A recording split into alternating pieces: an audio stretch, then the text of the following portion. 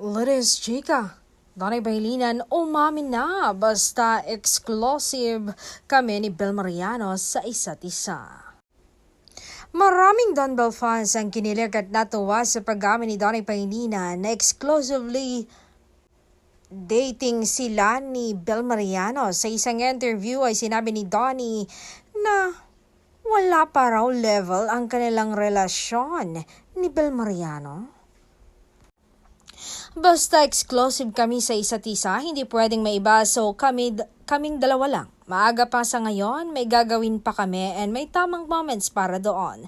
Say ni Donnie. Agree naman itong si Bel Mariano sa statement nga ni Donnie dahil totoo namang wala siyang ibang lalaki laging kasama ngayon kundi ang Mati Idol. Ibig sabihin nito talagang may namumuo na nga bang something sa kanila? Kaya't open na sila sa kanilang relationship?